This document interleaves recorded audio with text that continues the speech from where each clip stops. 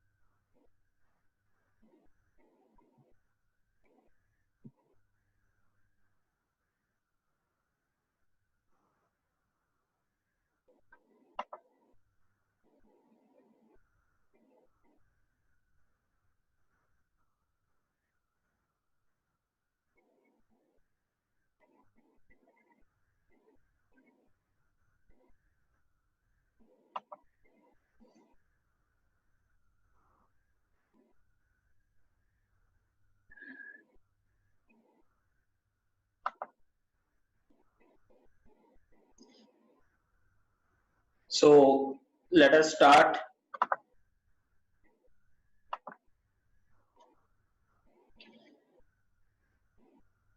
So today we will do the concepts of multi-programming, multitasking, and if time permits us, we will do also multi-processing.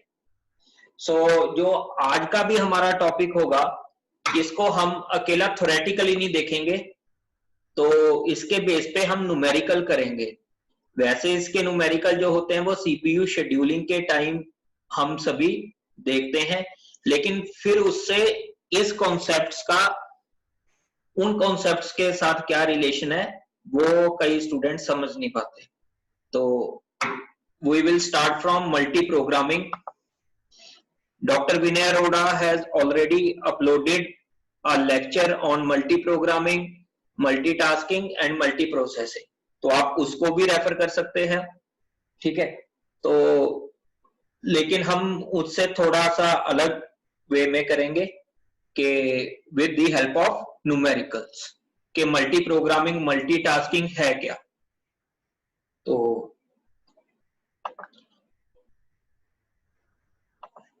क्या लिखा हुआ है कि multi programming और साथ में लिखा हुआ है batch system need for efficiency. Single user can not keep CPU and input output devices busy at all times. Multi programming organises jobs so CPU always has one two execute. Clear? तो ये तो अभी theoretically जो चीजें लिखी हुई हैं शायद में भी आपको अभी इससे समझ में ना आए, तो हम इसको इसके थ्रू देखते हैं। हमारे पास प्रोग्राम कहां पे पड़ा होगा? हार्ड डिस्क पे। और जब भी उसको प्रोसेसिंग चाहिए तो हार्ड डिस्क से जो प्रोग्राम है हमारा, लेट अस सपोज हमारे दो प्रोग्राम्स हैं, प्रोग्राम 1, प्रोग्राम 2। अब ये एग्जीक्यूट होना है तो ये रैम में आएंगे। रैम में आके लेट अस सपोज हमने उनका नाम रख दिया P1 and P2, they are now processes. Program in execution is called processes, मतलब एग्जीक्यूशन के लिए वो रेडी है। यहां पर है सीपीयू। अब होगा क्या? Let us suppose programme P1 ने एग्जीक्यूट होना है, तो एग्जीक्यूट कहां पर होगा? जब सीपीयू के पास। अब एक प्रोसेस को एग्जीक्यूट होते हुए कभी सीपीयू की जरूरत पड़ती है, कभी इनपुट आउटपुट डिवाइसेस की। इनपुट आउटपुट डिवाइसेस आल्सो में इंक्लूड आपकी डिस्क ड्राइव्स या हार्ड ड्राइव्स। कभी आपको स्टोर करना पड़ता है, कभी आपको मैसेज डिस्प्ले करना है, तो तब आपको इनपुट आउटपुट डिवाइसेस की रिक्वायरमेंट होती है। तो वहां पर आपके पास कभी प्रोसेस को सीपीयू, कभी इनपुट आउटपुट डिवाइसेस की रिक्वायरमेंट है। अब हम वही स्टेटमेंट्स जो हमने स्लाइड में देखी थी उसको दोबारा से देखेंगे।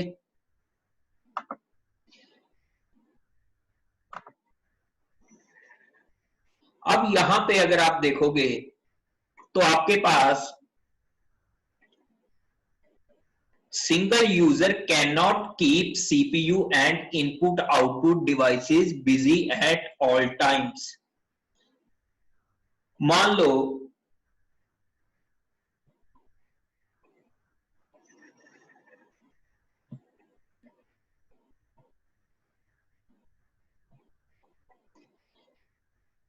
यहां पर आपके पास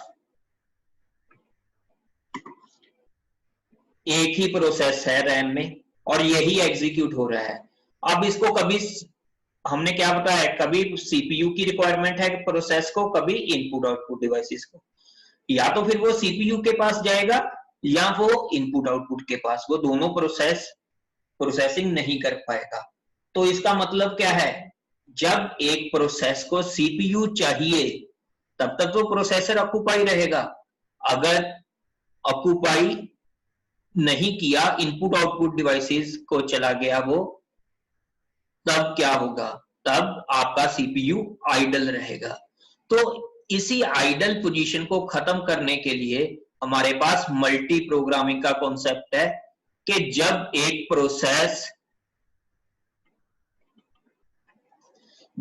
प्रोसेस इनपुट आउटपुट डिवाइसेस के लिए जाए तो उस टाइम सीपीयू आइडल होगा। लेट अस सपोज आप 2 सेकंड्स के लिए प्रोसेसर सीपीयू को ऑक्यूपाई किया और उसके बाद उसको इनपुट आउटपुट डिवाइस की रिक्वायरमेंट थी, तब उस टाइम पर क्या होगा, प्रोसेस 1 एग्जीक्यूट नहीं हो रहा होगा, वो इनपुट आउटपुट डिवाइसेस के पास होगा। तब उस टाइम में प्रोसेस P2 एग्जीक्यूट हो सकता है। तो ये कॉन्सेप्ट है मल्टी प्रोग्रामिंग का। इसकी मैं रियल लाइफ एग्जांपल बताता हूं आपके पास। लेट अस सपोज एक डॉक्टर है और उसके पास पेशेंट आ रहा है। अब अगर एक डॉक्टर ये फैसला कर ले कि वो सिर्फ एक ही पेशेंट को ट्रीट करेगा, तो उसको ट्रीटमेंट दे दिया, उसने मेडिसिन लिख दी, तो उसके बाद वो क्या रहेगा, फ्री। लेकिन ऐसा तो वो कभी पॉसिबल नहीं होता। तो वो at a time multiple patients को देखना चाहेगा।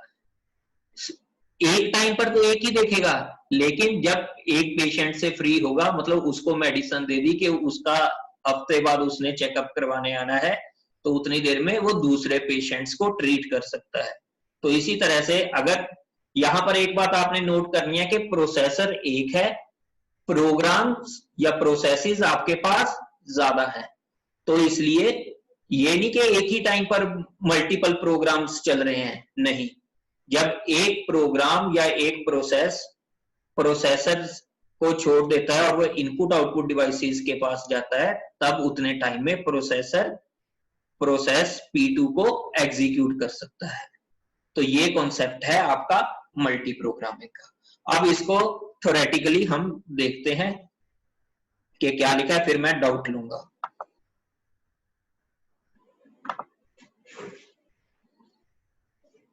So single user cannot keep CPU and input output devices busy at all times.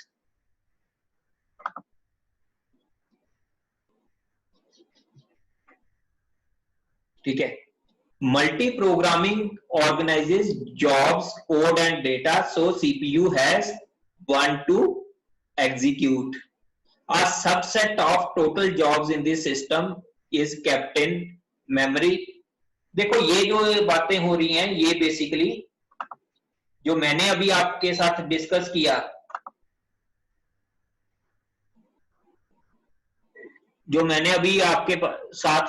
किया, वो क्या है कि एक प्रोसेस आया और वो एग्जीक्यूट हुआ, जब उसको इनपुट आउटपुट डिवाइसेस की रिक्वायरमेंट हुई तो दूसरा प्रोसेस आ गया। ये एक्चुअल मल्टी प्रोग्रामिंग का कॉन्सेप्ट है। जो यहां पे बताया गया है गैल्विन की स्लाइड में, ये क्या है, ये बेसिकली बैच सिस्टम का। कि बैच सिस्टम क्या होता है कि जब आपके पास सिमिलर काइंड ऑफ जॉब्स हो तो उनका एक बैच बना दिया जाता है, ताकि सीपीयू के पास हमेशा एक जॉब तो रहे। अगर एक प्रोसेस को इनपुट आउटपुट डिवाइस की रिक्वायरमेंट है तो वो इनपुट आउटपुट डिवाइस के पास जाएगा, तो उसी सिमिलर काइंड ऑफ दूसरा प्रोसेस उसके पास आ जाएगा। लेकिन रियल लाइफ में आपके पास अलग तरह के प्रोसेसेस भी पॉसिबल हैं। ठीक है। One job is selected via job scheduling. अब ये आप बोलोगे जॉब शेड्यूलिंग क्या है? जॉब शेड्यूलिंग का मतलब क्या है कि आप ये देखो कि सबसे पहले कौन सा प्रोसेस एग्जीक्यूट होने के लिए जाएगा, वो डिसाइड करेगा आपका ऑपरेटिंग सिस्टम। हम इस जॉब शेड्यूलिंग या प्रोसेस शेड्यूलिंग को बड़ी डिटेल में डिस्कस करेंगे in chapter 3 of Galvin, that is called process scheduling. तो आप ये मान लो कि ये जॉब शेड्यूलिंग क्या है कि P1 और P2 दोनों रैम में है, तो कौन सा प्रोसेस CPU के पास जाएगा, ये डिसाइड करेगा आपका ऑपरेटिंग सिस्टम, और इसको बोला गया है जॉब शेड्यूलिंग यहां। ठीक है। तो ये तो हो गया आपका मल्टी प्रोग्रामिंग। हाँ जी, थ्योरेटिकली मल्टी प्रोग्रामिंग में किसी को डाउट हो? मल्टी प्रोग्रामिंग में क्या है, रैम में आपके पास एक से ज्यादा प्रोसेसेस रह सकते हैं, और जब एक प्रोसेस सीपीयू के पास एग्जीक्यूट होने के लिए गया है तो उतनी देर में तो दूसरा प्रोसेस रैम में वेट करेगा, लेकिन जैसी वो इनपुट आउटपुट डिवाइस की उसको रिक्वायरमेंट पड़ी, वो उस प्रोसेस को इनपुट आउटपुट डिवाइस के पास जाना पड़ा, तो आप उतनी देर में प्रोसेसर को दूसरे प्रोसेस को दे सकते हो। हाँ जी, यहां तक किसी को डाउट है?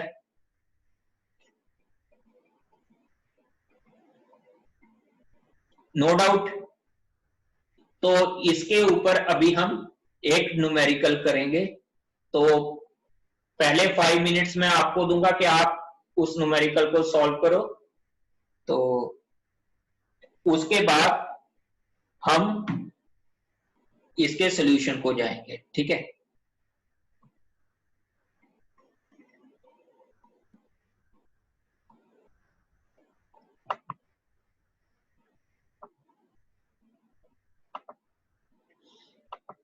मीटिंग भाई अब मैं लॉक करने वाला हूं।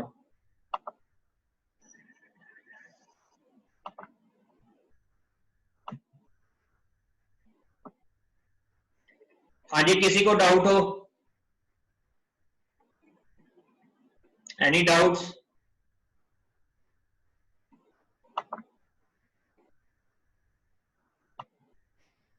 तो अगर कोई डाउट नहीं है तो अभी आपने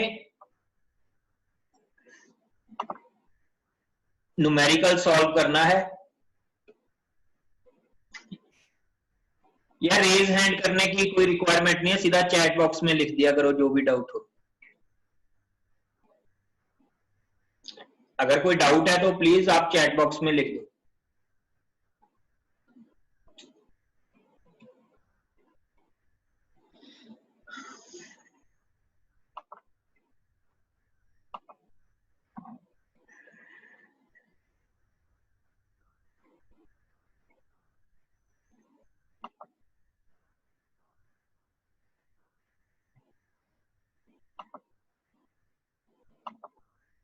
सॉरी, अब आपने ये न्यूमेरिकल सॉल्व करना है, तो ताकि आपकी एबिलिटी भी बढ़ती जाए साथ साथ न्यूमेरिकल सॉल्व करने की, और साथ ही में क्या होगा कि आपका थोड़ा सा इंटरेस्ट भी बना रहेगा, क्योंकि मैं सीधा आपको कंप्लीटली, क्योंकि फर्स्ट 2 चैप्टर्स थ्योरेटिकल हैं, तो बोर नहीं करना चाहता। तो that's why I have included 2 numericals. First one is on memory hierarchy and second one is on this multi-programming.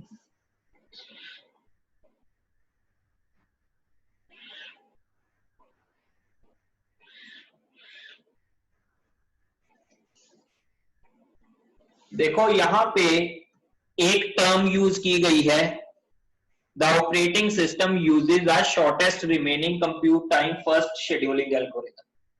इसका मतलब क्या है कि जिसका टाइम रिमेनिंग टाइम सबसे कम होगा वो पहले शेड्यूल होने के लिए जाएगा। तो आप इस लाइन को इतना ज्यादा ना देखो, सिर्फ सॉल्व करने को देखो कि तीनों process let us suppose P1, P2, P3 all arrive at time 0, all arrive at time 0 with total execution time of 10, 20 and 30 units. Total time कितना है? P1 का 10, P2 का 20 and P3 का 30. Each process spends first 20% of execution time doing input output. मतलब क्या है कि पहले 20% वो इनपुट आउटपुट को लगाएगा, नेक्स्ट 70% कंप्यूटेशन को, and last 10% input output again.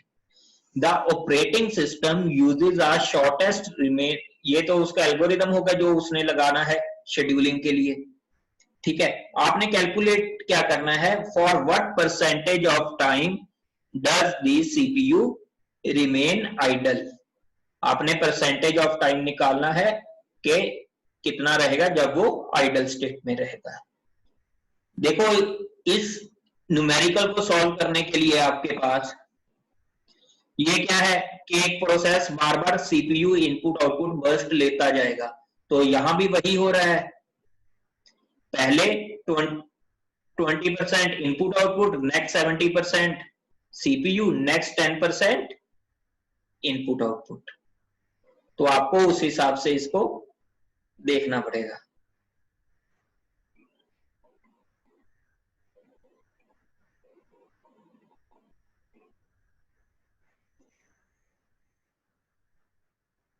दो मिनट और ट्राई करो, फिर मैं इसका सॉल्यूशन आपके साथ डिस्कस करूंगा। मैं भी उस टाइम ही ट्राई करूंगा।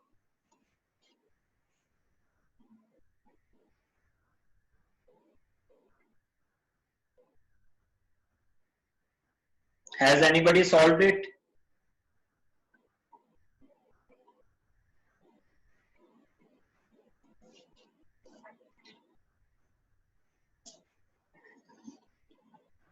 चलो इसका सॉल्यूशन देखते हैं।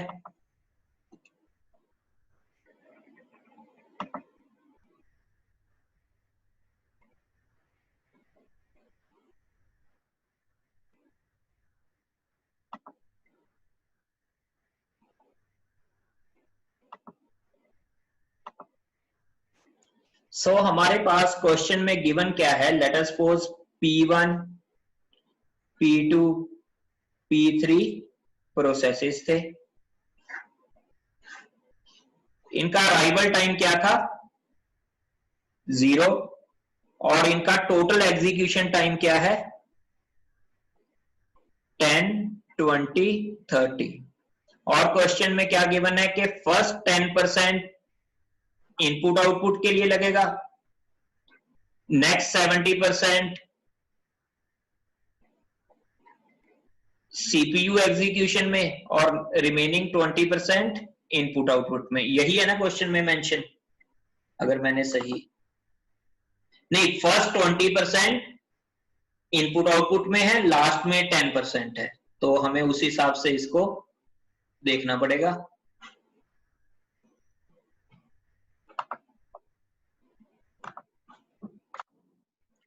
क्लियर?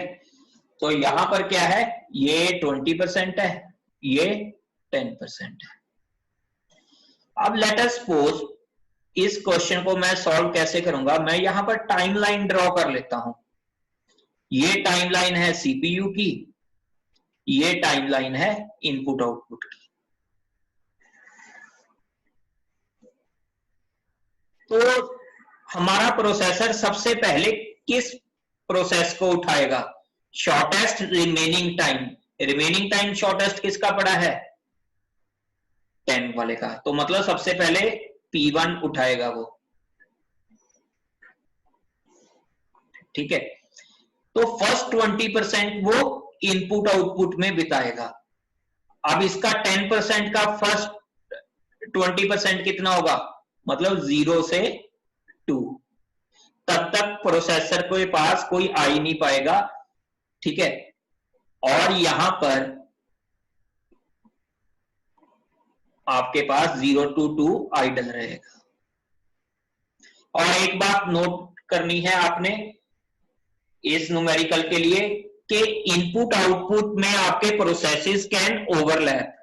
इनपुट आउटपुट में प्रोसेसेस कैन ओवरलैप। तो इसको इस तरह से मैंने अब हिंट दे दिया है, आप इसको अभी भी जो सॉल्व करना चाहते हैं सॉल्व करो। जिसको ये वाली चीज समझ में नहीं आई वो चैट बॉक्स में पूछ सकता है।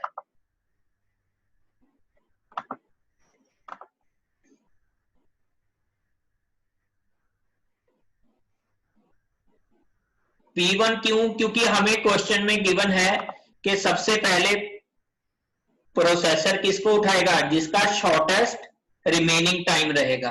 तो यहां पर शॉर्टेस्ट रिमेनिंग टाइम किसका है अभी स्टार्टिंग में, P1 का। क्लियर?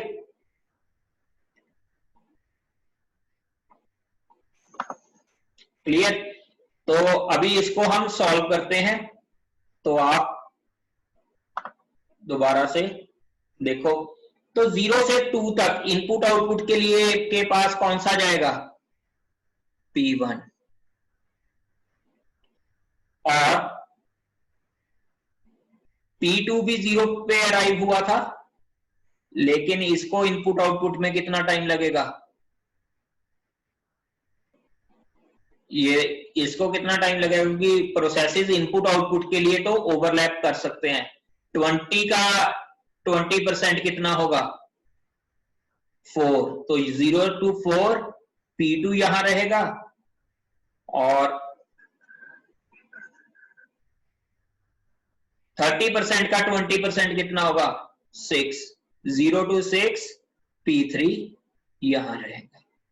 तो P1 ने इनपुट आउटपुट में कितने लगा लिए 2 यूनिट्स लगा लिए। तो अब इसको 70% इसने कहां लगाना है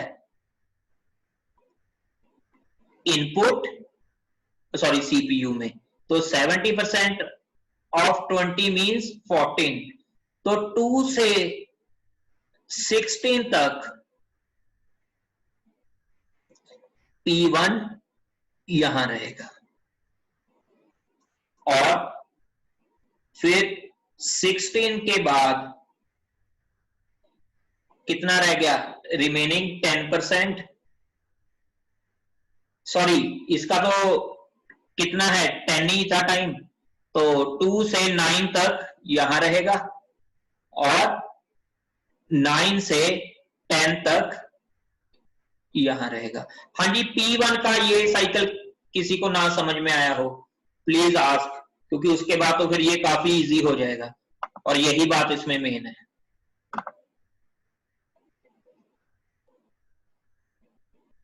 जिसको नहीं आया देखो मैं दोबारा रिपीट कर रहा हूं, मैं ध्यान से देखना। अब P1 का टोटल एग्जीक्यूशन टाइम मैं सिर्फ P1 प्रोसेस को ले रहा हूं, कितना है 10। फर्स्ट 20% ये कहां बिताएगा इनपुट आउटपुट में, नेक्स्ट 70% कहां बिताएगा सीपीयू में और नेक्स्ट 10% कहां बिताएगा इनपुट आउटपुट में। तो यही मल्टी प्रोग्रामिंग का कॉन्सेप्ट है ना, कि जितनी देर में आपका प्रोसेस इनपुट आउटपुट में बिता रहा है तो दूसरा प्रोसेस आ सकता है, लेकिन दूसरे प्रोसेस को भी क्या चाहिए पहले input output and then CPU. तो हमने जो अब यहाँ पे एक इसको क्या बोलते हैं गैंट चार्ट हम ड्रॉ कर रहे हैं। क्या ड्रॉ कर रहे हैं गैंट चार्ट।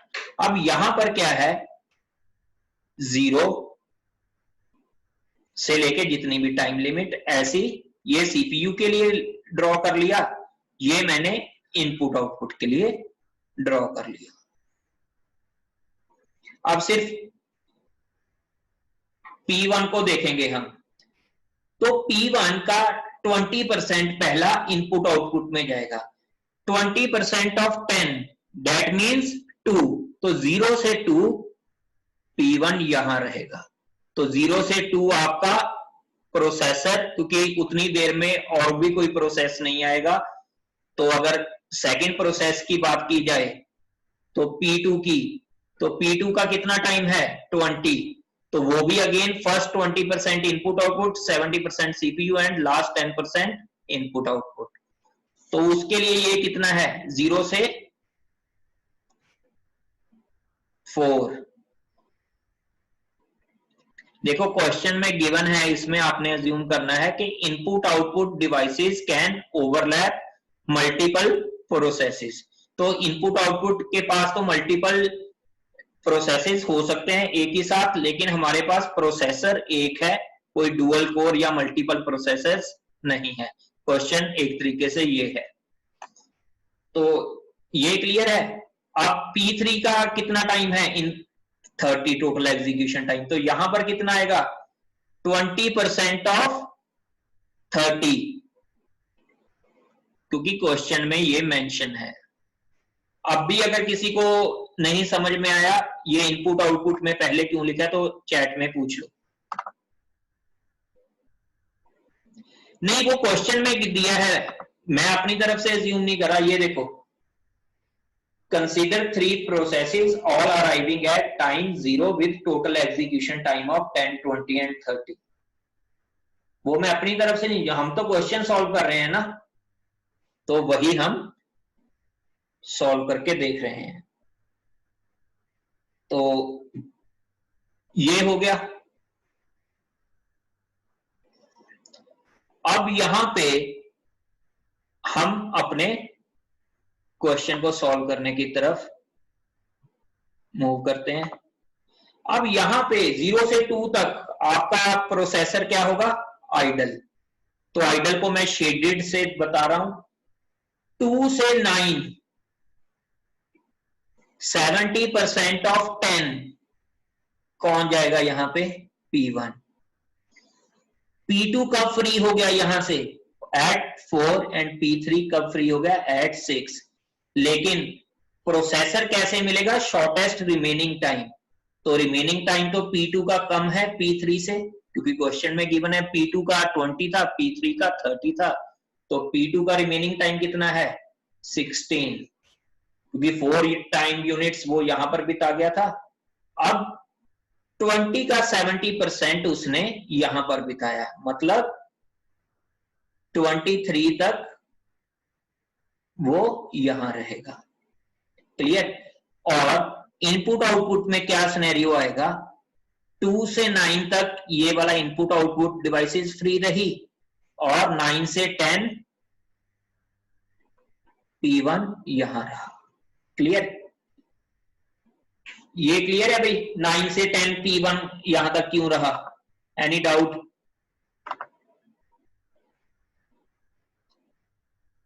क्लियर, आंसर तो चलो आप जो भी निकाल रहे हो अपना मैच कर लेना, मैंने भी नहीं ये इसका निकाला हुआ, तो हम धीरे धीरे सॉल्व करेंगे। 9 से 23, 9 से 23 क्यों आया भाई, P2 का टोटल टाइम कितना है 20, फर्स्ट 4 यूनिट्स 20% इसने यहां पर इनपुट आउटपुट में बिता लिए, नेक्स्ट 70% ये यहां पर बिताएगा। तो कितना हुआ आपका, 9 + 14 23। क्लियर, आंसर आप प्लीज बाद में मैच करके देख लेना जो भी मैं करूंगा। देखो मैं स्टार्टिंग के लेक्चर है काफी स्लो जा रहा हूं, मे भी हमारा सिलेबस लैग करे। प्लीज आस्क कार्तिक, जो भी डाउट है चैट में लिख दीजिए।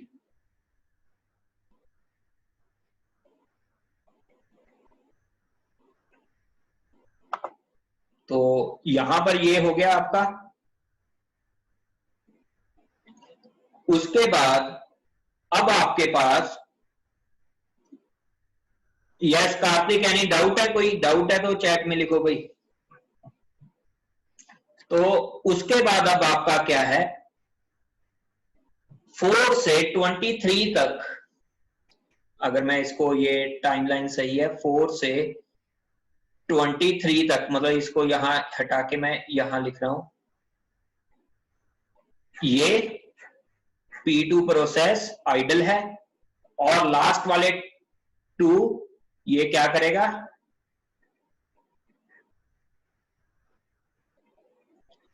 क्लियर।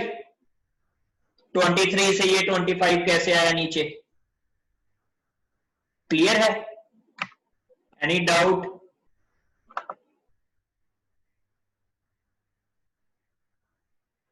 ठीक है, तो अगर क्लियर है तो इसके बाद तो अब आपके पास कोई इश्यू नहीं है, अब हम इसको बड़ी आसानी से सॉल्व करोगे। और अब आपके पास P1 P2 23, अब P3 की बारी। P3 6 पे आपका आइडल हो गया था वहां से, लेकिन उसको सीपीयू नहीं मिला, तो 23 से P3 का एग्जीक्यूशन टाइम कितना है टोटल, 30, 30 का 70% 21, तो 44 तक P3 यहां रहेगा, और ये 6 से 44 तक यहां। अब 44 से 47 तक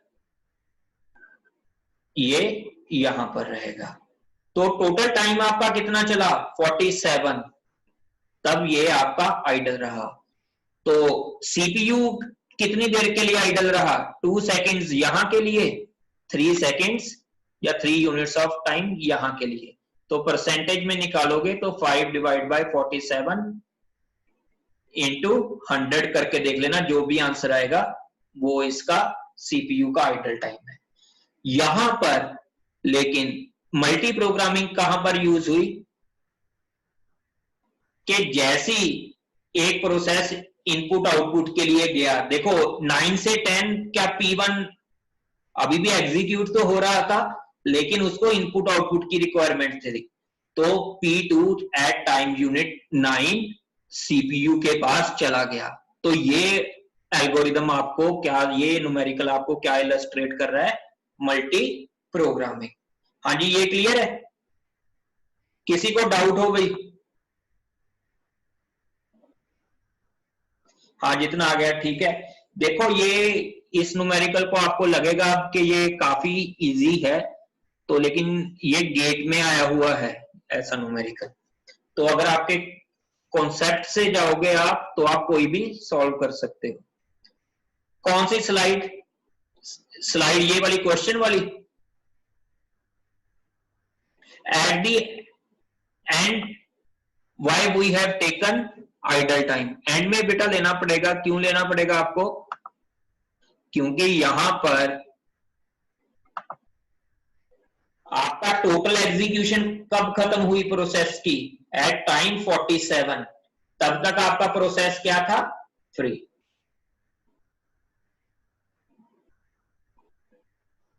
प्रोसेस के टाइम एक्सीड कहां कर रहे हैं? टोटल टाइम हमें कहां दिया था? हम एक सिस्टम की बात कर रहे हैं, 20 एंड 30 दिया था, लेकिन उतनी देर वो क्या करते रहे? प्रोसेसर की वेट। हमारे पास ये सिंगल प्रोसेसर के लिए न्यूमेरिकल है। लेट अस सपोज आपका क्वेश्चन है कि यहां पर तो 0 से 4 वो फ्री हो गया, आफ्टर टाइम यूनिट 4 प्रोसेसर उसको मिलना चाहिए था, लेकिन प्रोसेसर कब मिला उसको एक्चुअल में? At time unit 9। क्लियर? तो ये टाइम तो उसको वही लग गया। आप अगर वैसे देखोगे तो टोटल टाइम रैम में कितना लगा उसको, रैम और एग्जीक्यूशन में? 25 यूनिट्स P2 को, लेकिन प्रोसेसर के पास कितनी दे रहा वो? 14 यूनिट्स। तो वो तो हर प्रोसेस को जितना उसका टाइम दिया हुआ है उससे तो ज्यादा लगेगा ही लगेगा, तभी तो वेटिंग में जाएगा, क्यूज बनेगी। हाँ जी, डाउट है?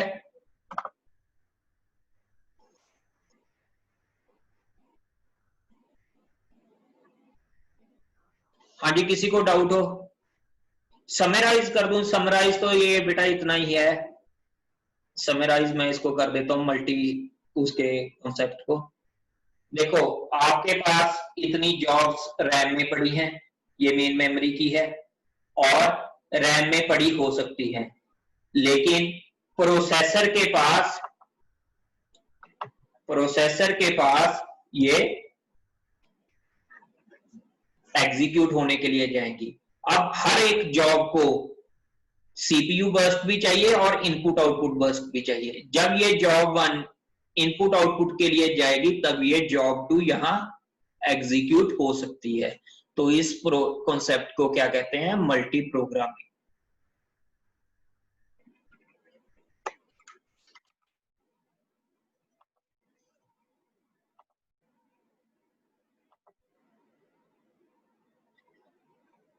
तीन सेकंड लास्ट में एक्स्ट्रा क्यों लिए? यहां देखो क्वेश्चन को अगर आप चेक करोगे, इस क्वेश्चन को, तो क्या दिया हुआ है कि लास्ट के 10% आपने कहां बिताने हैं? इनपुट आउटपुट में। तो अब प्रोसेसर P3 ने अपनी प्रोसेसर वाली एग्जीक्यूशन तो पूरी कर ली, लेकिन देखो यहां पर उसने 6 सेकंड यहां बिताए, 21 सेकंड्स यहां बिताए, लेकिन लास्ट के 3 सेकंड उसको कहां बिताने थे? यहां पर। तब उतनी देर प्रोसेसर क्या था आपका? फ्री। क्लियर? हाँ जी, क्लियर हुआ सभी को? क्वेश्चन को तो समराइज हमने यही किया कि क्वेश्चन के हिसाब से हमने 2 गैंट चार्ट बना लिए, और एक प्रोसेसर का और इनपुट आउटपुट का, और इनपुट आउटपुट के हमने तीनों प्रोसेसर्स के लिए अलग अलग बनाए, क्योंकि ये ओवरलैप कर सकते थे। क्वेश्चन में आप मान लो ये गिवन है कि ये तीनों प्रोसेसेस ओवरलैप कर सकते थे इनपुट आउटपुट डिवाइसेस को, तो हमने ऐसा लिखा, लेकिन प्रोसेसर एक ही था हमारे पास। हाँ जी, और डाउट हो किसी को? Name of chart Gantt chart. हाँ, लेकिन प्रोसेसर का तो काम 44 सेकंड्स पे हो गया था, बिल्कुल सही। फ्री कैसे रह सकता है बेटा? आपको देखो, मान लो आपके पास आपको दिया गया है टास्क के 3 प्रोसेसेस की एग्जीक्यूशन करनी है, ठीक है। अब लास्ट प्रोसेस P3 की एग्जीक्यूशन टोटली कब खत्म हुई? At time unit 47। तब तक 44 से 47 तक आपका प्रोसेसर फ्री है। इसको रियल लाइफ में का मत सोचो। अगर रियल लाइफ में आप सोचते हो कि प्रोसेसर कोई ना कोई काम करता ही रहता है, वो तो बिल्कुल सही है, क्योंकि उसके अंदर कर्नल होता है, तो कर्नल का कुछ ना कुछ। ये क्वेश्चन में गिवन है, मान लो तीनों प्रोसेसेस को आपको अलग अलग इनपुट आउटपुट डिवाइसेस की रिक्वायरमेंट थी। देखो, क्वेश्चन में आपको हाइपोथेटिकल सिनेरियोज मिलेंगे, ठीक है। वो आपको क्वेश्चन में गिवन है कि आपको तीनों के तीनों प्रोसेसेस इकट्ठे इनपुट आउटपुट में रह सकते हैं। अगर डुअल सीपीयू होगा तो वो अलग चीज है, वो मल्टी प्रोसेसिंग की चीज है। फिर तो आपको ये भी देखना पड़ेगा ना, थ्रेड्स कितने हैं, तो वो ज्यादा एडवांस लेवल की बात हो जाएगी, उसको हम इस क्वेश्चन में डिस्कस नहीं कर सकते। अगर डुअल सीपीयू हो तो आपका मल्टी प्रोसेसिंग का कॉन्सेप्ट है, ठीक है। तो नेक्स्ट हमारा है मल्टीटास्किंग। अब मल्टीटास्किंग क्या है? अगेन स्लाइड्स पे हम शिफ्ट होते हैं। देखो, मल्टीटास्किंग एक तरीके के मल्टी प्रोग्रामिंग की तरह ही है, लेकिन हम बजाय के सीपीयू एग्जीक्यूशन के सभी को पहले जितनी देर सीपीयू एक प्रोसेस को रिक्वायर्ड है उतनी देर उसको मिले, हम क्या करते हैं, एक पर्टिकुलर टाइम के बाद प्रोसेसर को स्विच कर देते हैं। अभी आपको मैं इसकी एग्जांपल बताता हूं कि स्विचिंग का मतलब क्या है।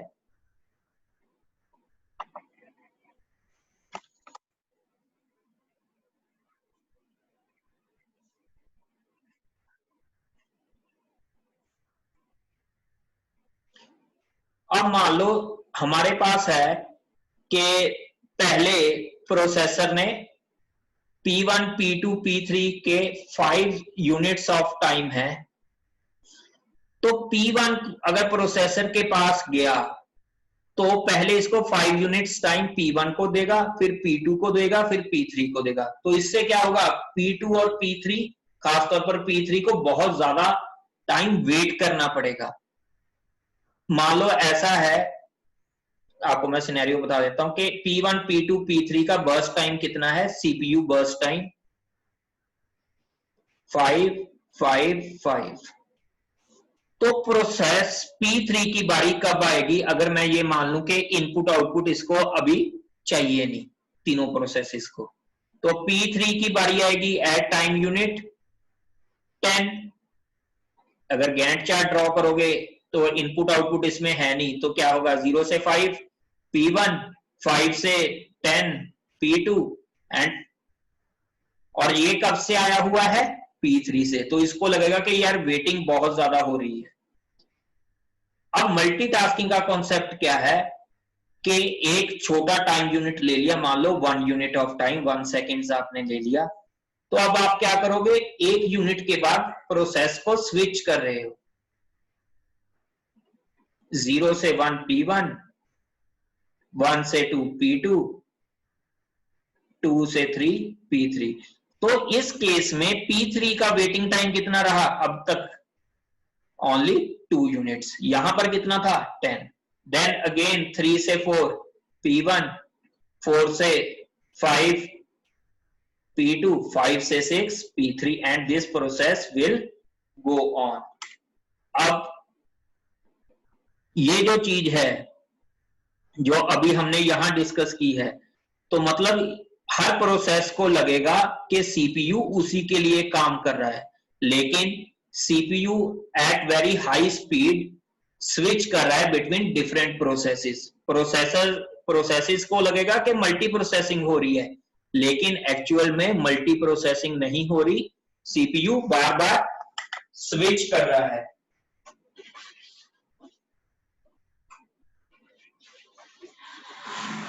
सीपीयू बार बार स्विच कर रहा है। हाँ जी, यहां तक किसी को डाउट हो? रिपीट कर देता हूं यार, ये रिकॉर्डिंग मैं आज करना ही भूल गया। अगर रिकॉर्ड हो रहा है तो देख लो। रिकॉर्ड हो रहा है, ठीक है, रिकॉर्ड हो रहा है, ठीक है ठीक है। तो हम यहां पर क्या कर रहे हैं कि बजाय के प्रोसेसर को हम एक ही प्रोसेस के लिए 0 से 5 यूनिट्स ऑफ टाइम ले, हमने स्विचिंग कर दी। तो ये स्विचिंग इतनी फास्ट होगी कि हर प्रोसेस को लगेगा कि वो मेरे लिए ही काम कर रहा है। तो ये कॉन्सेप्ट क्या हो गया? मल्टीटास्किंग। और इसमें क्या हो रही है? Time sharing. प्रोसेसर के टाइम को हम शेयर कर रहे हैं 0 से 5 तक, सिर्फ एक ही प्रोसेस को नहीं दे रहे बल्कि मल्टीपल प्रोसेसेस को शेयर कर रहे हैं। क्लियर है ये? Any doubt till now?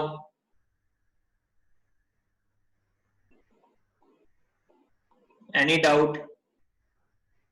देखो अब ये वर्चुअल मेमोरी क्या है, ये स्वैपिंग क्या है, वो हम नेक्स्ट उसमें अभी डिस्कस करेंगे। क्लियर? आप डॉक्टर विनय अरोड़ा की वीडियो भी चेक कर सकते हो, उन्होंने यही बताया है। लेकिन अब आप लोगों ने न्यूमेरिकली भी देख लिया और वैसे भी देख लिया, तो आप लोगों को काफी अब उस लेक्चर को अंडरस्टैंड करने के लिए आपका व्यू पॉइंट डिफरेंट हो जाएगा।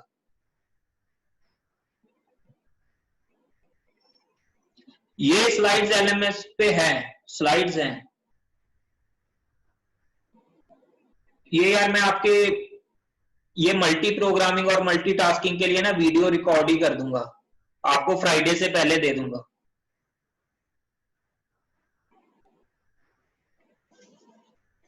तो और कोई डाउट हो? तो हमारा जो नेक्स्ट टॉपिक है वो मल्टीटास्किंग का, सॉरी मल्टी प्रोसेसिंग का रह गया। देखो ये टॉपिक को अगर करवाने को तो मैं थ्योरेटिकली करवा सकता हूं, ठीक है, नेक्स्ट क्लास है आप जा सकते हो। तो लेकिन हम जो भी कॉन्सेप्ट करेंगे अगर पॉसिबल हुआ तो विद न्यूमेरिकल्स ही करेंगे। ठीक है, तो हम इस लेक्चर को एंड करते हैं अभी।